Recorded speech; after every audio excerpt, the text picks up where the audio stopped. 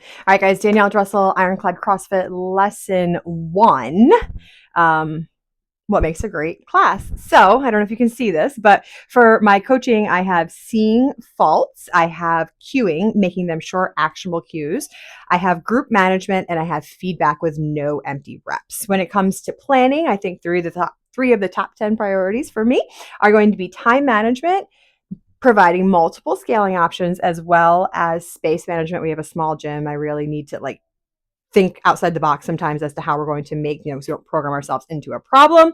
And my last three are going to be when it comes to fun, positivity. One of our core values is optimism. So always trying to stay in a very positive space here, even when we know that things are hard. And also having good music, which sometimes I suck at, and also focusing on forward is going to be really important. The three things that I am specifically looking to focus on this semester of coach development are going to be in the coaching side of things. With my seeing my faults, I'm really good at seeing static faults. I can see for the most part some of the dynamic movements, the dynamic faults, but I really need to focus in on the dynamic faults this year. This is like number one top list of things that I need to focus on is going to be those dynamic and execution faults and cueing them more properly.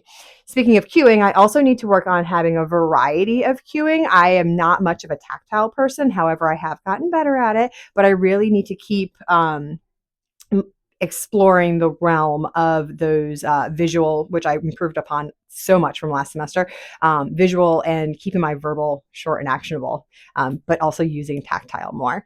And my last thing is going to be with my feedback. I am famous for giving feedback. Way to use your hips, Angel, instead of Angel, way to use your hips. So that's something that I'm focusing on this semester is when I am giving that feedback in the 212 or whatever it is, that I'm using their name first instead of afterwards so that they're more cognizant of who I am actually talking to. So those are my top 3. Be ready for them. Yay.